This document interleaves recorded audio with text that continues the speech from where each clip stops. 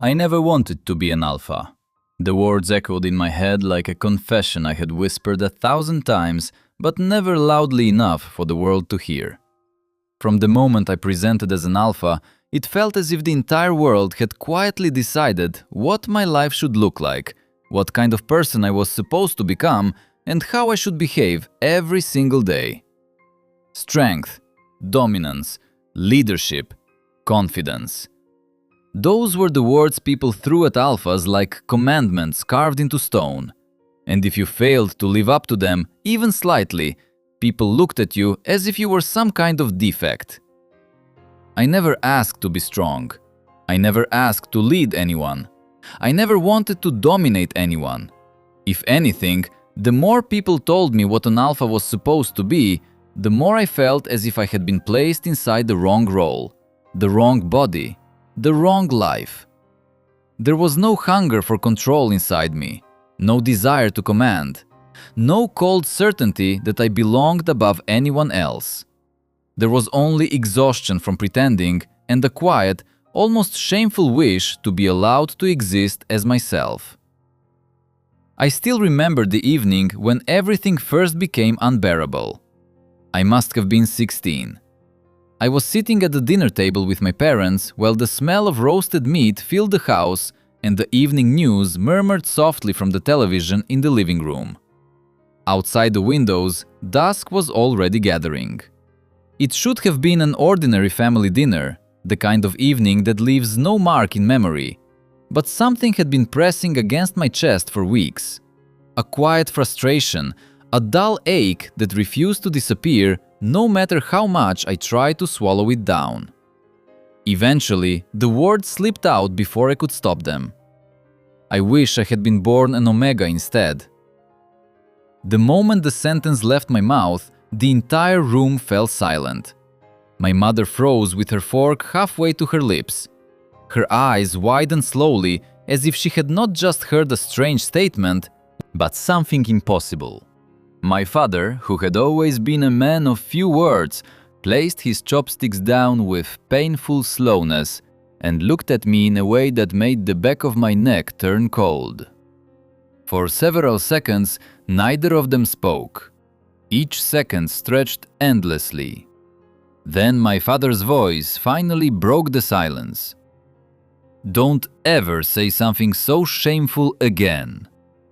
His tone was not loud, but it carried a weight that pressed heavily into the room. My mother shook her head in disbelief, looking at me as if I had suddenly become a stranger sitting at their table. "You're an alpha, Sam," she said quietly. "Why would you ever want to be an Omega?"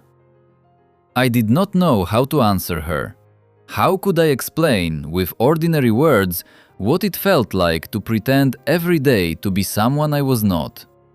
How could I tell them how exhausting it was to wear the mask everyone expected to see? How could I say that I did not hate my body, but I hated all the rules people attached to it? So instead, I simply lowered my head and said nothing. That was the last time I ever spoke about it in that house. After that evening, I learned to hide. I learned to smile when people told me to act more masculine. I learned to keep my back straight, lower my voice, laugh less freely, choose my words more carefully. But even if I never said those words out loud again, the feeling never disappeared. It only grew stronger, like a quiet flame that could not be put out by will alone. That was why getting accepted into university felt like finally breathing after years of drowning. It was like stepping into an entirely different world. For the first time in my life, I was far away from home, far away from my parents' expectations, and far away from the suffocating atmosphere that had followed me for years. The campus was enormous, noisy, alive. Thousands of students walked along the paths, sat on the steps, laughed in cafes, argued outside lecture halls. Nobody knew my past. Nobody had heard that sentence at my family dinner table. Nobody knew how long I had been trying to become a convenient version of myself. And that meant I had a rare chance. I could become whoever I wanted to be. For the first time in my life, I chose honesty with myself. I stopped forcing my shoulders to stay stiff and straight, as if I always needed to prove my strength. I allowed my voice to soften instead of deepening it artificially. I began wearing clothes I actually liked. Soft sweaters, loose shirts, light fabrics, things that made me feel alive rather than trapped inside a uniform. To other people, those small choices probably meant nothing. To me, they felt like freedom. To my surprise, people almost immediately assumed I was an Omega. At first, I tried to correct them. Then I stopped. Eventually, I no longer had the energy to explain to every passing person that I was an Alpha. Just not the kind of Alpha they were used to imagining. Strangely enough, those first few weeks at university were the happiest I had ever felt. People smiled at me more often. Conversations felt lighter. I could laugh without worrying whether I looked dominant enough. I could sit in a cafe with a cup of tea and not think about whether I was holding my hands the right way. For a brief time, I almost believed I had found a place where I could exist without constantly feeling wrong. But happiness, I eventually learned, can be incredibly fragile. Sometimes it only takes one small moment for everything to collapse. For me, that moment arrived in the middle of a crowded classroom. I was sitting near the window during a lecture, writing down the professor's words, when the student beside me suddenly leaned closer and wrinkled his nose. He inhaled once, then again, as if trying to confirm his suspicion. His eyebrows slowly pulled together as he looked at me. "You smell like an Alpha." I blinked. "What?" He frowned slightly and sniffed again, this time less discreetly. "You're not an Omega, are you?" The question was not loud, but the two girls sitting in front of us turned around almost immediately. One whispered something to the other. Before I could even process what was happening, curiosity spread across the room like ripples across water. "He's an Alpha, but he looks like an Omega. Why would an Alpha act like that? Was he pretending?" The whispers did not stop when the lecture ended. If anything, they became louder. From that day forward, people started looking at me differently. Some stared openly, as if trying to solve a puzzle they could not understand. Others avoided me completely, especially the other Alphas, whose expressions shifted between confusion, mockery, and quiet disgust whenever our eyes accidentally met. I heard the rumors too, even when I pretended not to. "He's an Alpha pretending to be an Omega. That's embarrassing. What kind of Alpha acts like that? Something must be wrong with him." At first, I tried to convince myself that it did not bother me. I told myself I would simply keep attending classes, finishing assignments, and living as usual. But loneliness has a way of entering your life slowly, almost invisibly. Group discussions became awkward because no one seemed eager to sit beside me. Study groups formed naturally around the classroom, yet somehow I always ended up alone at my desk while everyone else chatted with their friends. Lunch breaks were the worst. The cafeteria was always loud with conversation, laughter, and the clattering of trays.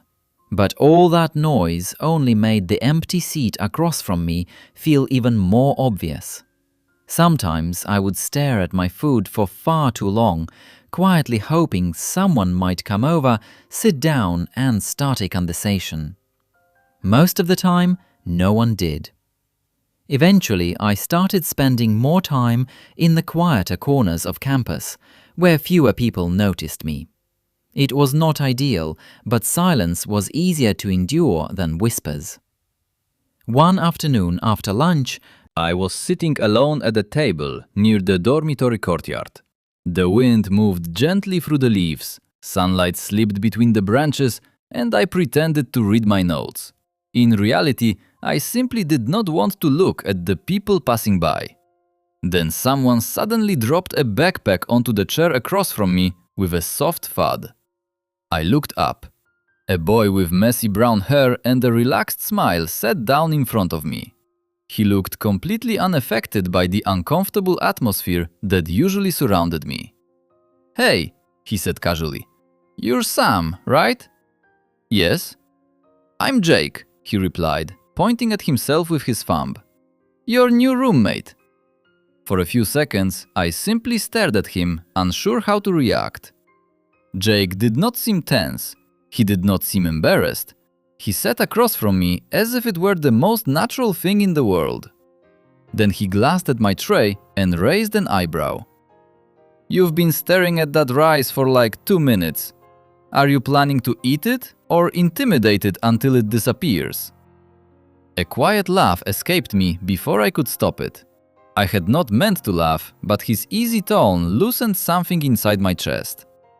After a short pause, Jake tilted his head and studied me. "So, you're the famous alpha who dresses like an omega." The words could have hurt, but he said them without cruelty. Then he simply shrugged. "Honestly, I don't see the problem. You're not hurting anyone, right? Then who cares?" I looked at him in surprise. "You really don't care?"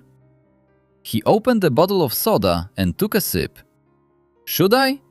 People love inventing rules just so they can use them to make each other miserable." The simplicity of his answer left me speechless for a moment. For the first time since the rumors had started, someone was looking at me without judgment and without any desire to fix me. Jake added with a faint grin. "Besides, if you were actually an omega, I'd probably have to protect my roommate from a crowd of alphas trying to steal him." My ears grew hot, and I smiled despite myself. "You have a very strange way of making people feel comfortable." Jake laughed. The emptiness that had followed me around campus for weeks suddenly felt smaller. For the first time since everything fell apart, I understood something important. Maybe fitting in was not about changing who I was. Maybe sometimes it only took one person who simply did not care about the rules everyone else seemed so obsessed with.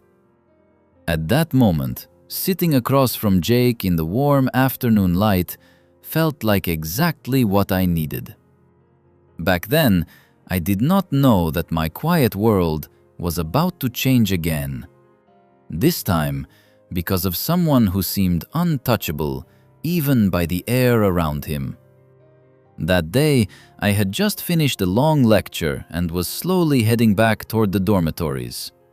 The lecture hall had been unusually stuffy, the kind of place where the air felt heavy and every minute stretched too long.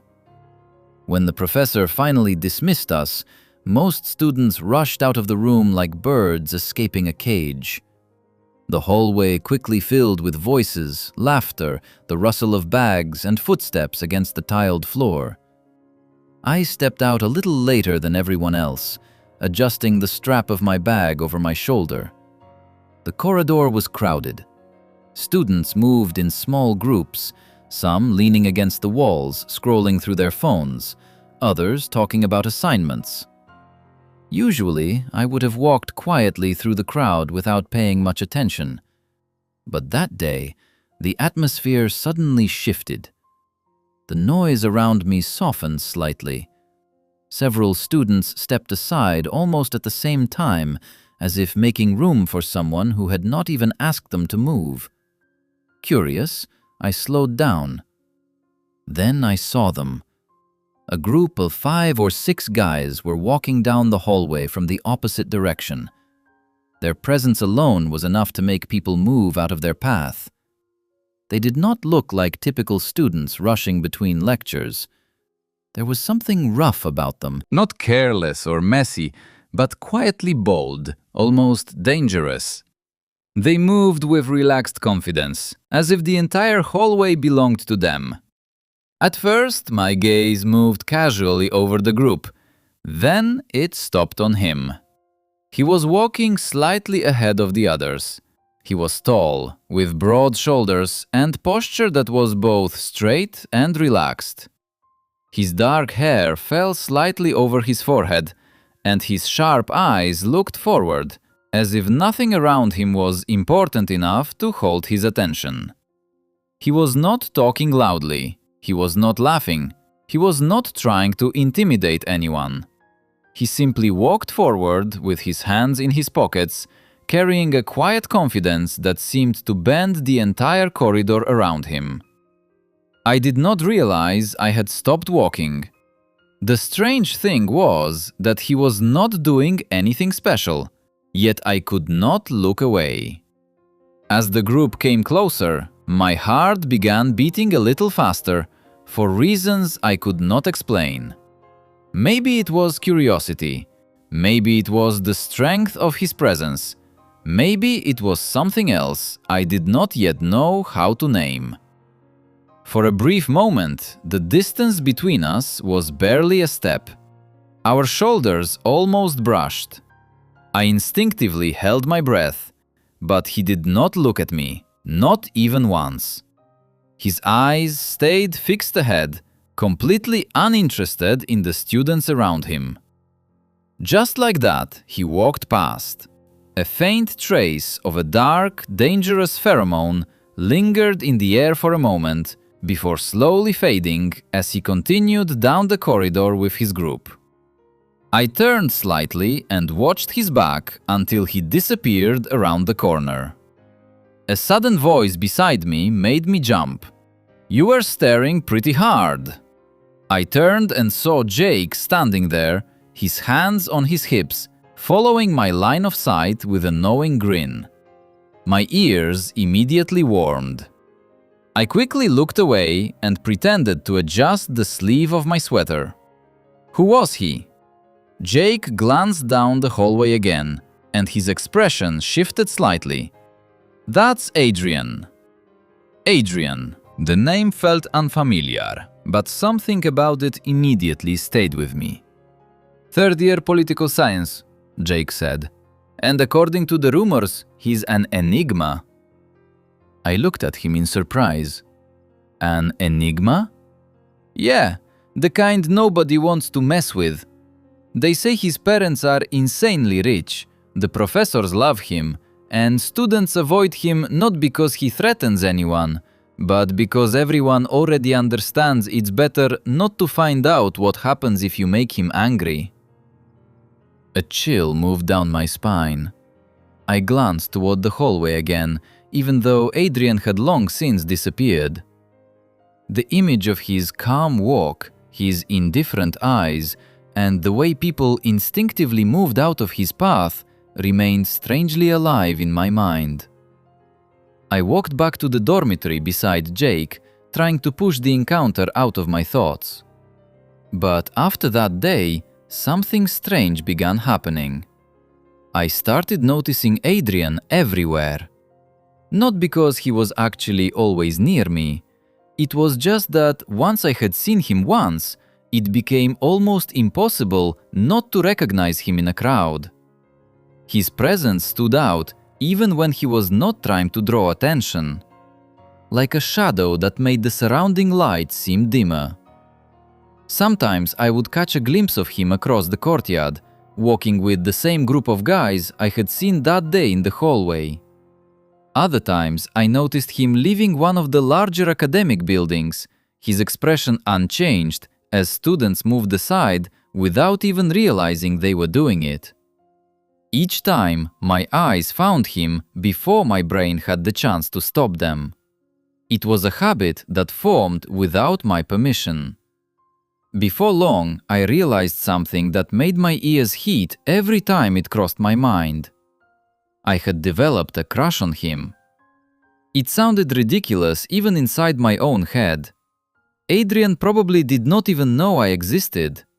The only moment we had ever shared was that brief second in the hallway when our shoulders almost brushed, and even then he had not bothered to glance in my direction. Yet somehow that did not stop my attention from drifting toward him whenever he appeared nearby.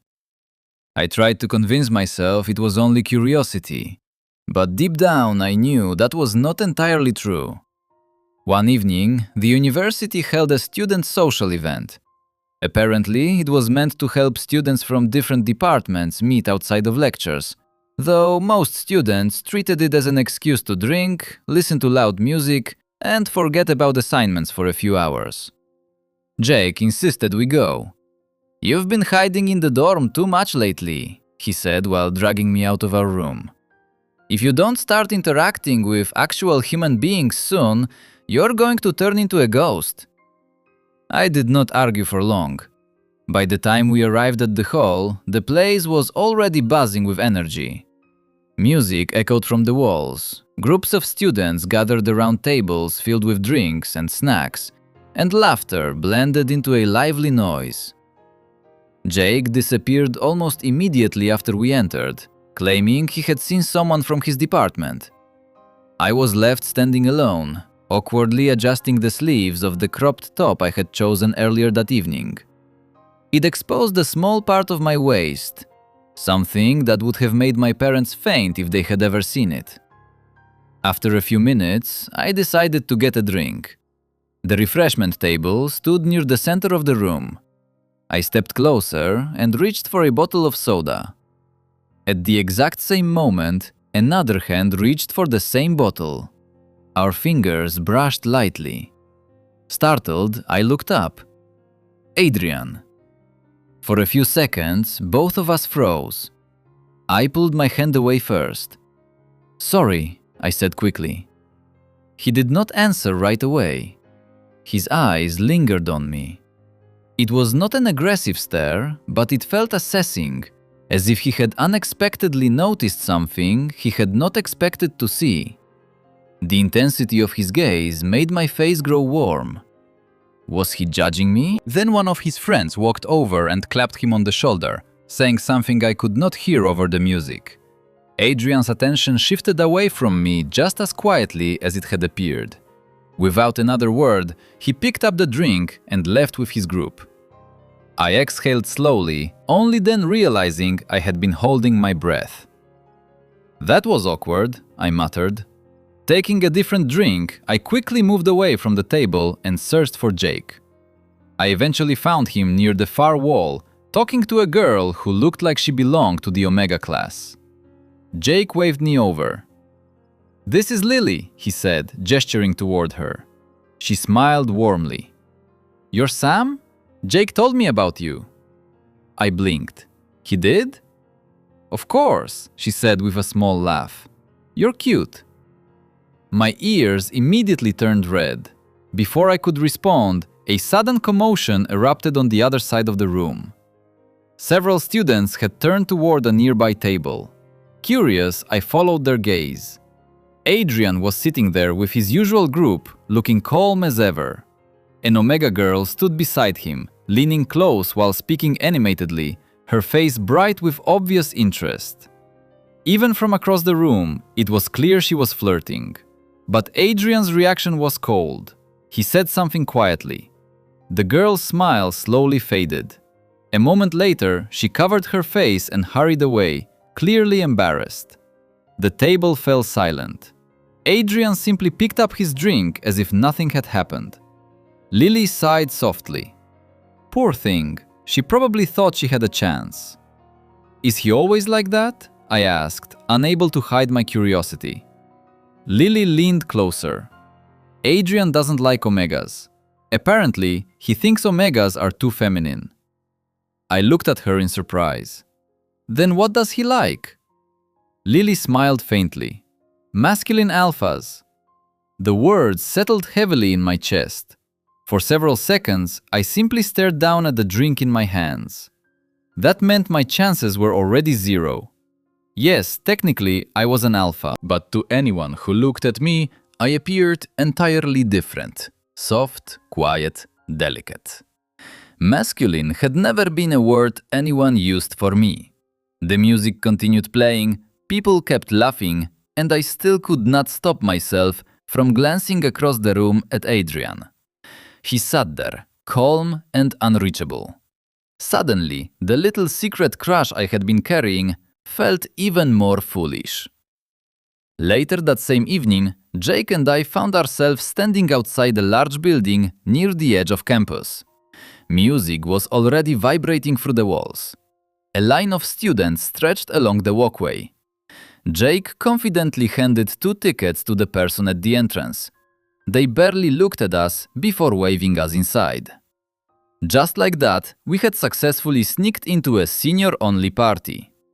Inside, the club was dimly lit. Colored lights flashed across the walls, music trembled through the floor beneath our feet, and students crowded around tables and the dance floor. Jake disappeared almost immediately. "I'm going to find Lily!" he shouted over the music, then vanished into the crowd. I stood there for a moment, slightly overwhelmed by the noise and movement around me. Eventually, I grabbed a drink and moved toward the far end of the room, where a quieter sitting area stretched along the wall. It was far enough from the dance floor that the music felt less intense, though the bass still hummed through the air. I sat down alone, and that was when I saw him. Adrian was sitting several tables away, surrounded by his loud friends. Even in the dim club lighting, it was impossible not to recognize him immediately. He looked perfect. There was no other word for it. Colored light slid across his sharp features as he leaned back in his chair and calmly listened to something one of his friends was saying. Every now and then, he replied quietly, his expression composed in that unreadable way that seemed to follow him everywhere. I was staring. Again.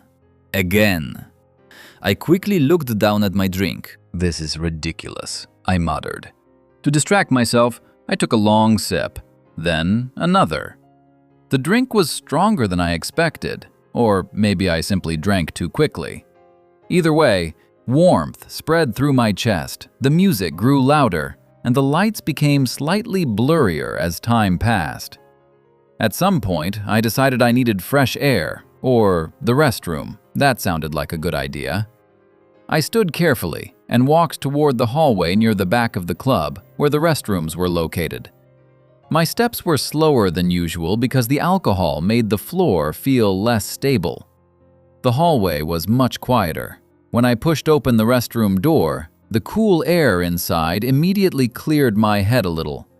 Then I realized someone was already there. Adrian stood in front of the sink. He had just finished washing his hands. Water dripped into the basin as he reached for a paper towel. For a moment, he did not seem to notice me standing near the entrance. Then he lifted his gaze to the mirror. Our eyes met in the reflection. The silence between us felt strangely heavy. The alcohol in my system suddenly made every thought too loud. Before I could stop myself, I spoke. "Why do you always look like that?" Adrian slowly turned his head. His brows drew together faintly. "Like what?" I took a few unsteady steps closer. "Like no one can touch you." He did not answer.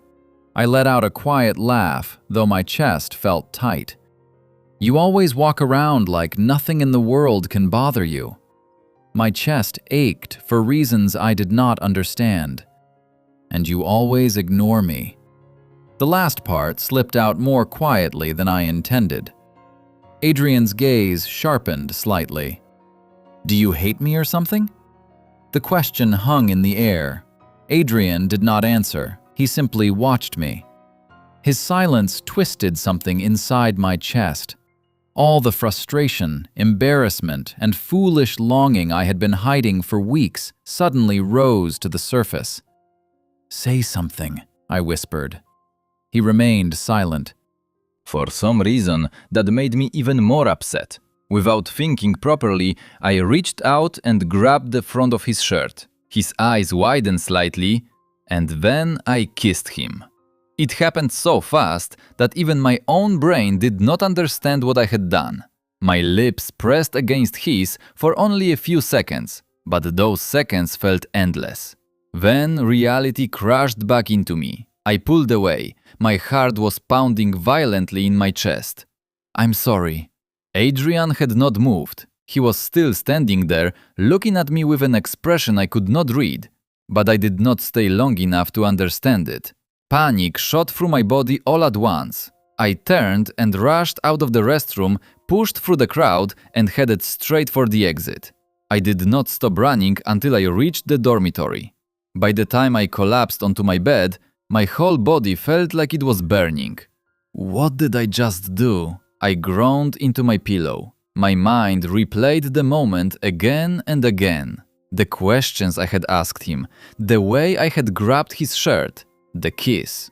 Out of every reckless, embarrassing thing I could have possibly done, I had somehow chosen the worst one. I had kissed Adrian, and now I had absolutely no idea what would happen next. The next morning, I woke up wishing the previous night had never happened.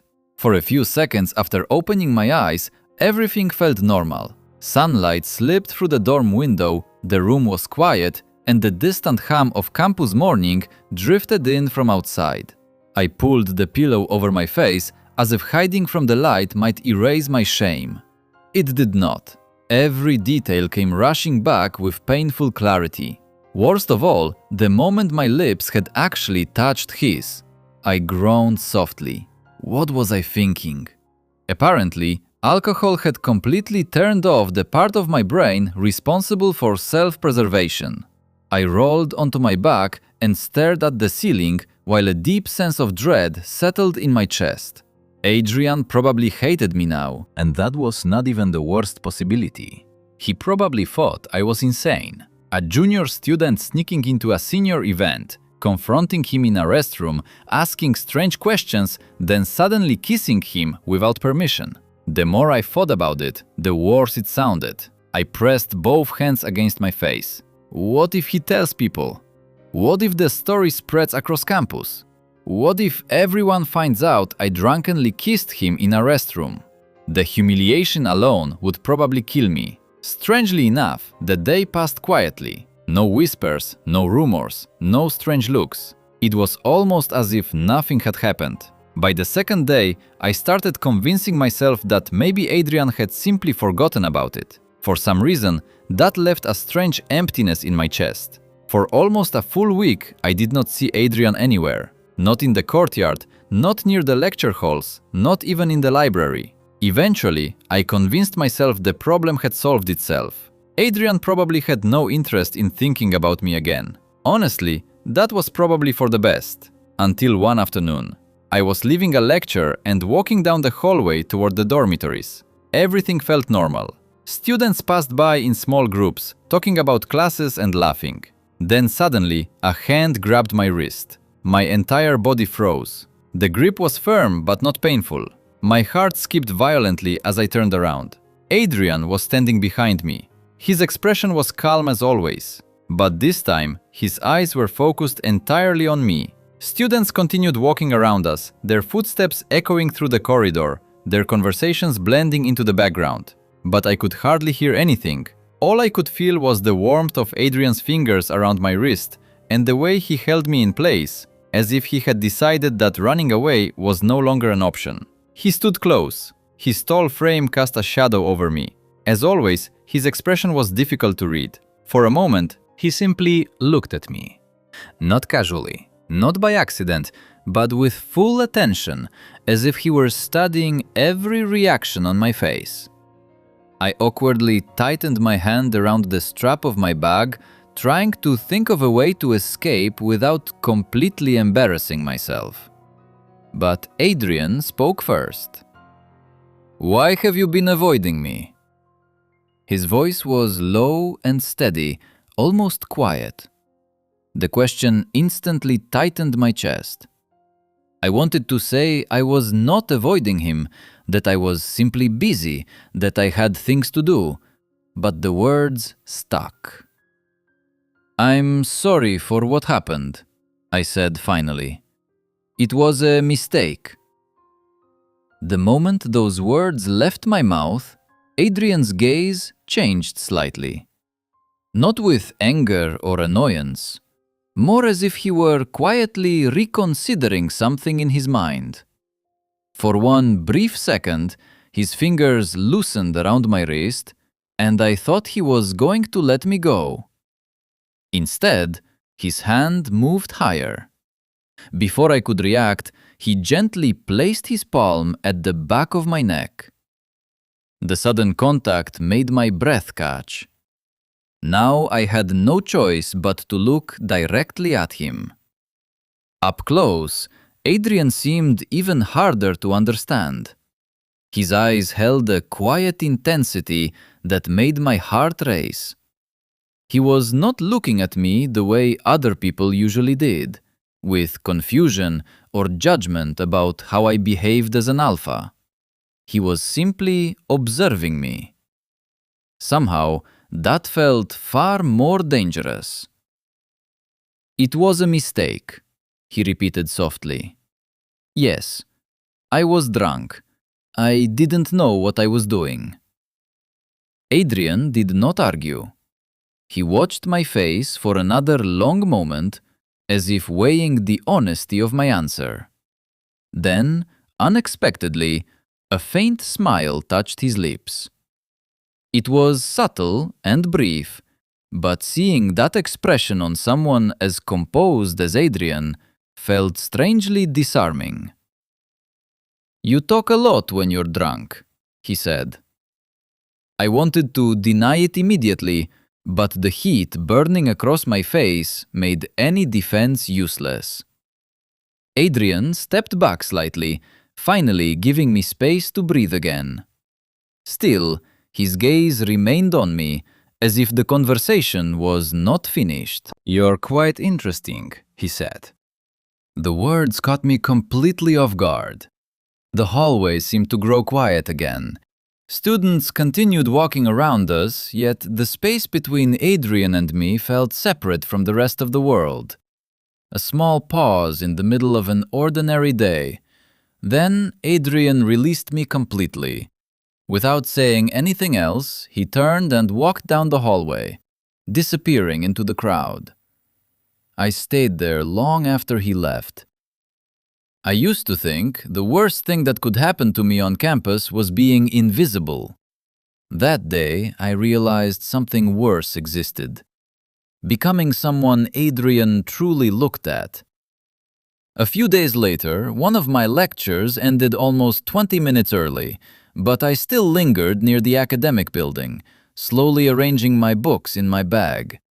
The sun was already dipping lower, painting the campus paths in soft orange light. Most students had already gone to their dorms or the cafeteria. I preferred walking alone. Less attention, fewer whispers. Unfortunately, that day did not go the way I hoped.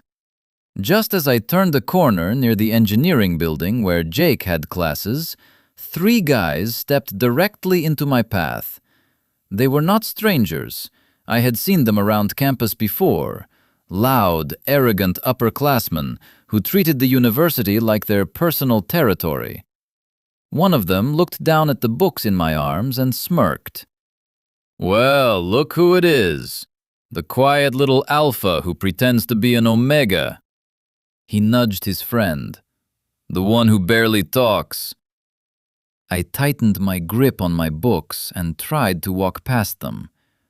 "I'm in a hurry," I muttered. But one of them stepped sideways, blocking me again.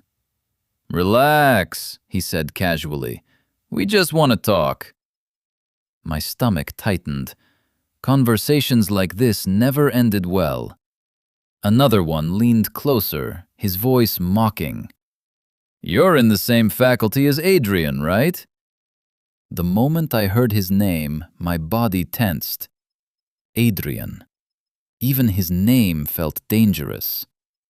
"What about it?" I asked quietly. The guy smirked. "You follow him around like a lost puppy. Are you trying to get his attention or something?" The other one laughed. "He doesn't have a chance. Adrian hates his type." My fingers trembled slightly around my books. I hated that sentence. I had heard it too many times in too many forms. "Leave me alone," I said under my breath. But one of them suddenly shoved my shoulder. My books slipped from my arms and scattered across the ground. The sound was too loud in the quiet walkway. They laughed. "Oops," one of them said mockingly. I crouched quickly, trying to gather my books before anyone else noticed. Then a shadow fell across the ground. The laughter stopped. A calm voice spoke from behind them. "That's enough." I froze. My heart skipped. I knew that voice. The three guys slowly turned around. A few steps behind them stood Adrian. His expression was calm, but his eyes were sharp, and the air around us suddenly felt heavier. One of the guys awkwardly scratched his neck. "We were just joking." Adrian didn't respond immediately. He looked at the books scattered on the ground, then at me kneeling there. Something cold flickered in his gaze. "Pick them up." The boys blinked. His voice remained steady. "You pushed him, so pick up his things." For a moment, none of them moved. Then one of them quickly bent down and started gathering the books. The other two followed. Within a minute, everything was stacked neatly and placed back in my arms. "Sorry," one of them muttered before all three hurried away. The walkway fell silent again. My heart was beating so loudly I could barely think. Slowly I stood up. Adrian was still watching me. For a few seconds, neither of us spoke. Then he sighed softly. "Come with me." My brain barely processed the words, but my feet moved anyway. Adrian walked ahead calmly, leading me away from the main path toward a quieter part of campus, the old garden behind the library. Almost no one was there. Only the sound of leaves moving gently in the wind filled the air. He stopped beneath a tall tree and turned to face me. For a moment he simply studied my face. His intense gaze tightened something in my chest again. "Thank you for earlier," I said awkwardly. He did not reply. Instead, he took one step closer. My heart immediately began racing.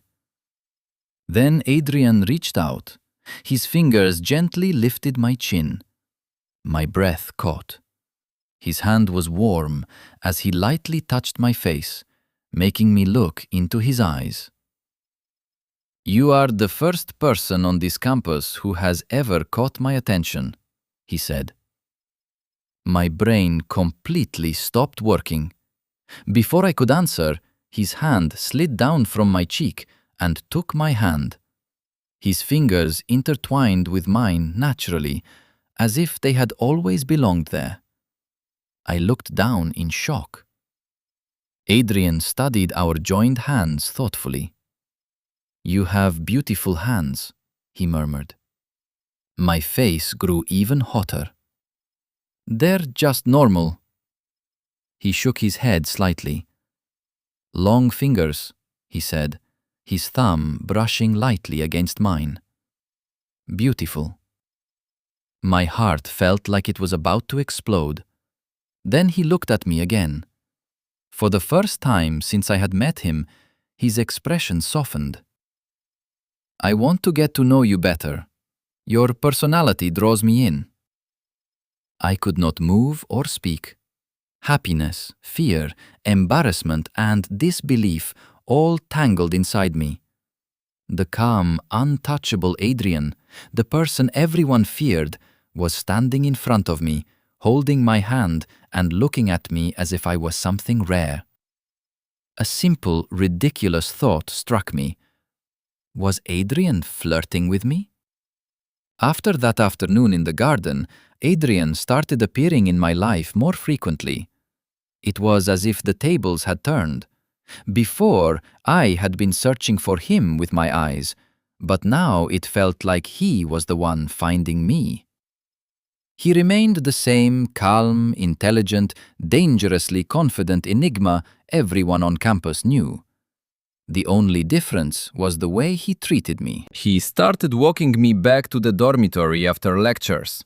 At first, we barely spoke during those walks. Adrian was not the kind of person who filled silence with meaningless words.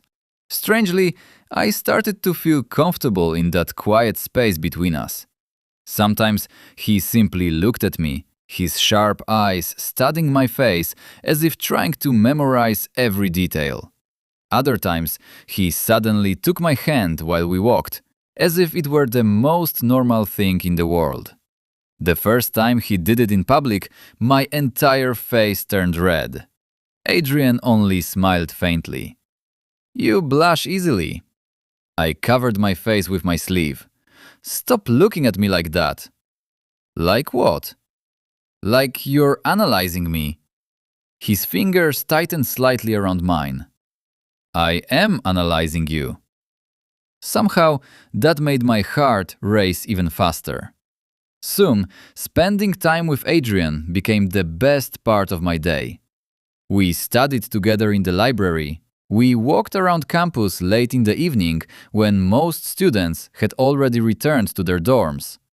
Sometimes Adrian took me off campus entirely, as if he wanted to show me that the world was larger than lecture halls, the cafeteria, and rumors. Jake, of course, noticed our sudden closeness. His only advice was simple. "If he ever hurts you, tell me." I laughed and told him not to worry. But inside, I felt warm knowing I had someone willing to stand beside me. One evening, Adrian suddenly appeared outside my dormitory and said, "Get ready, we're going out."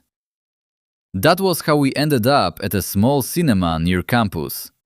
I remember sitting beside him in the dark theater, trying to focus on the movie while being painfully aware of his dominant Enigma presence beside me. Halfway through the film, I felt his pheromones softly hovering around me. His hand slowly slid over mine. My heart jumped.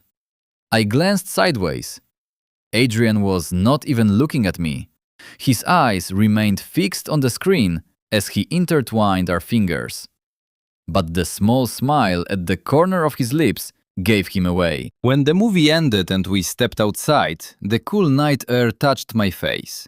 I turned to say something, but Adrian suddenly pulled me closer. Before I could react, his hand gently cupped my cheek. Then he leaned down and kissed me. The world seemed to pause. It was slow, warm, and incredibly gentle. It was nothing like my drunken mistake in the restroom. There was no panic in this kiss, no accident, only a quiet decision. When he pulled away, I was completely speechless. Adrian lightly brushed his thumb against my cheek. "You think too much," he said with a faint teasing tone. "I do not." He smiled and leaned closer again, resting his forehead against mine. "But I like that about you." After that, everything did not suddenly become simple. Life is rarely that kind. There were still people on campus who looked at me strangely. There were alphas who did not understand why Adrian spent time with me at all. There were omegas who whispered that I was taking a place that did not belong to me. There were people who thought Adrian was only playing with me. But the difference was that I no longer felt completely alone. Whenever someone stared too long, Adrian did not always say anything. Most of the time, all he had to do was lift his eyes and people looked away. Sometimes it embarrassed me. "You don't have to look at them like that every time," I told him one evening while we were sitting in the library. Adrian turned a page in his book. "Like what?" "Like you're ready to destroy them with one glance." He looked up at me. "I am not ready to destroy them." I breathed out in relief. Yet. I lightly kicked his foot under the table. He almost smiled. Moments like that made him feel less untouchable. Everyone else saw him as an enigma. Rich, dangerous, cold, perfect. But I started seeing another Adrian. The one who remembered what kind of tea I liked. The one who saved a seat for me in the library. The one who could stay silent for hours and still make that silence feel warm.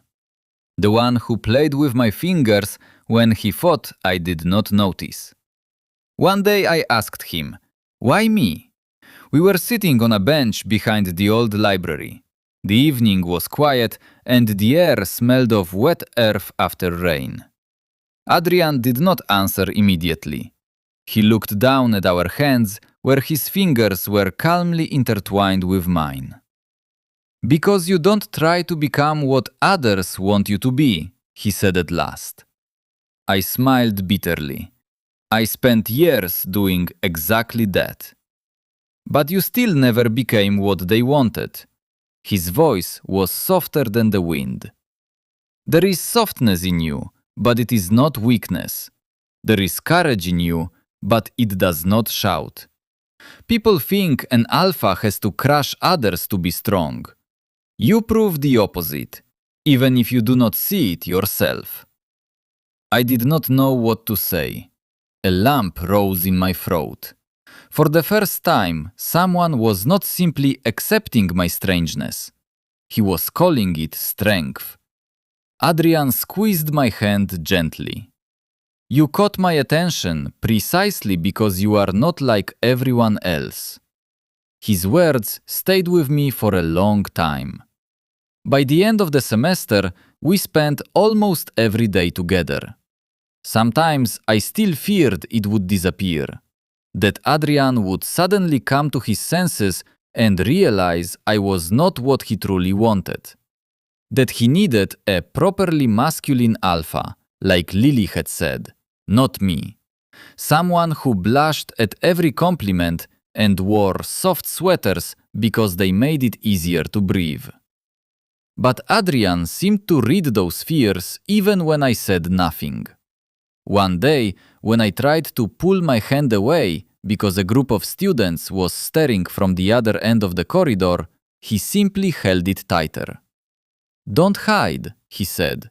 "They are looking. Let them look. I'm not what people expect beside you." Adrian stopped. His gaze became serious. "I have never cared what they expect." I fell silent. He leaned slightly closer. "I care about you." In moments like that, I felt as if I might fall apart from the warmth filling my chest. When the semester finally ended, students began leaving for the break. The campus emptied faster than I expected.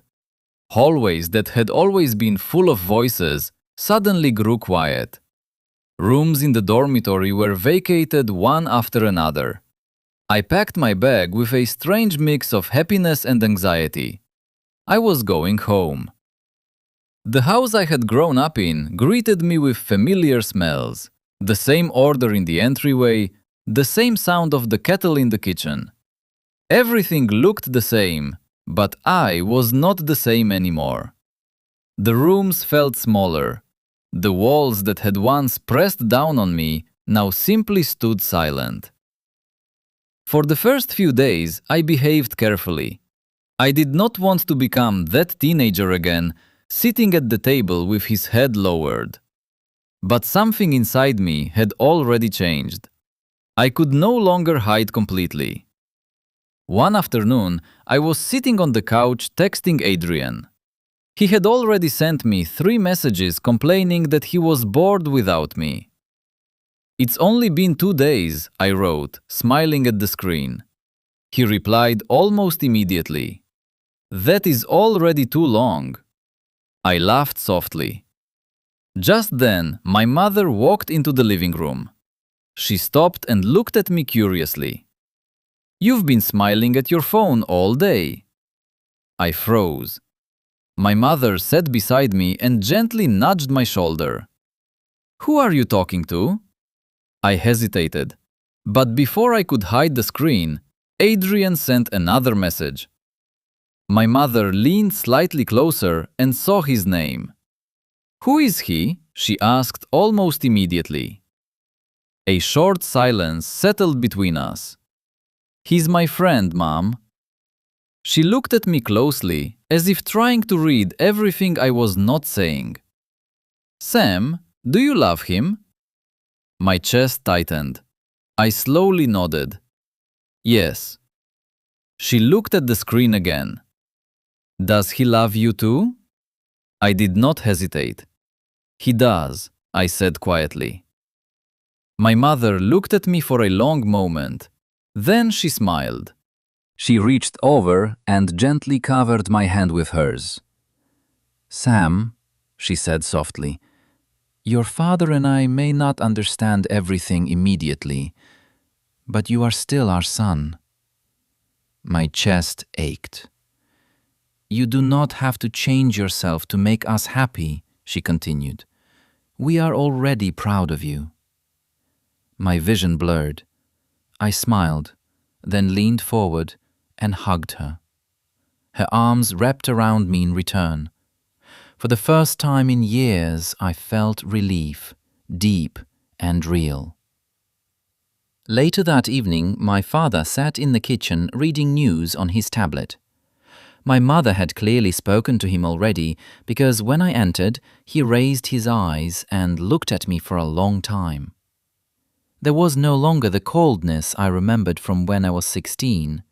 There was awkward concern, guilt, and something like tenderness, which he had never known how to express. He placed the tablet on the table. "Are you happy?" he asked. The question was simple, but it made my fingers tremble. "Yes," I answered. My father slowly nodded. "Then, good." It was not a perfect apology, not a long speech, not an admission of every mistake. But for my father, those 2 words meant a lot. I sat across from him, holding a cup of tea, and for the first time, I didn't feel like a stranger at my own family table.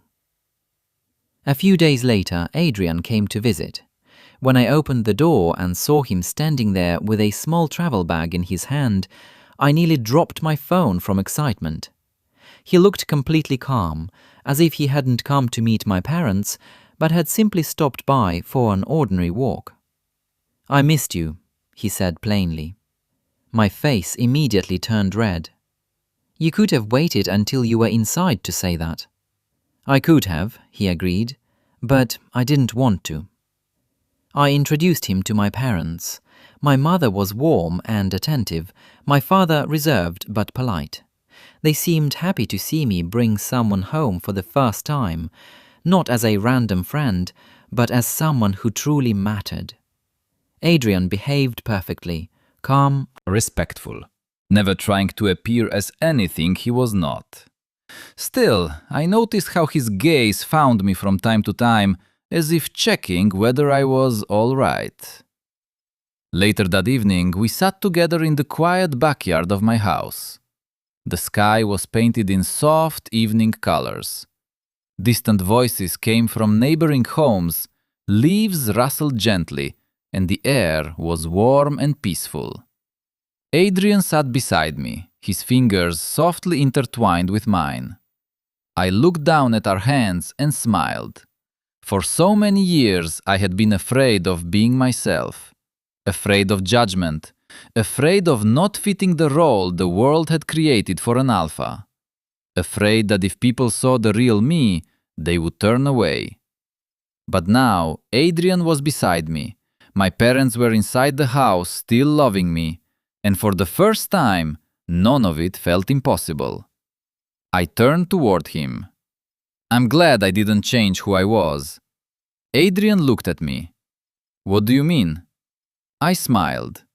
I thought I had to become someone else to be loved and accepted, but I didn't. I had to accept myself first. Adrian gently squeezed my hand. "You are unique exactly as you are," he said. "You do not have to go against yourself just to please people and feel accepted." He was right. I did not need to change my appearance or hide my softer sides. I did not need to become the perfect alpha everyone expected. All I needed was the courage to be myself, and somehow that was enough to find love. From that moment on, we started dating for real. Not like two people circling each other through rumors and unspoken feelings, but as a couple, openly, quietly, in our own way. The weeks that followed were the happiest of my life. Adrian became much more affectionate when we were alone. He liked playing with my fingers while we talked. He liked brushing my hair away from my face. Sometimes, when he thought I was not paying attention, he would stare at me with an intensity that made my heart skip, then kiss me softly on the cheek. I still blushed every time. He still pretended not to enjoy it, but the corners of his mouth always betrayed the truth. The campus gradually got used to us. The rumors did not disappear completely because people never truly stop talking about what they do not understand, but they became less important. I no longer flinched every time someone said the word alpha with mockery. I no longer lowered my head when someone asked why I did not behave like the others. I did not owe anyone an explanation for my existence. Adrian sometimes told me I had become brave. I told him that was not true, but deep down I knew that bravery did not always look like a loud voice, a straight back, and a desire to command. Sometimes bravery was choosing softness when the world demanded hardness. Sometimes bravery was admitting that you did not fit inside the shape people made for you and still refusing to break yourself just to squeeze into it. I had never wanted to be an alpha in the way everyone else wanted me to be. But over time, I understood that maybe being an alpha did not have to mean becoming the version of strength the world had written for me. Maybe my nature was not the mistake. Maybe the mistake had always been the rules people tried to attach to it. I was an alpha. I was soft. I was tender. I was shy, quiet, stubborn, sensitive. I was in love with an enigma who looked at me as if I were not a contradiction, but a discovery. And that was enough. One evening, when we were sitting behind the library again, Adrian lifted my hand to his lips and gently kissed my knuckles. I instantly blushed. "Do you never get tired of embarrassing me?" "No," he answered without hesitation. I pretended to pull my hand away, but he held it. "Sam," he said quietly. I looked up. He was watching me seriously.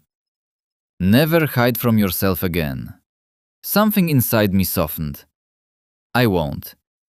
And this time, I truly believed my own words, because I was no longer the 16-year-old boy sitting at the dinner table with his head lowered after his father's words.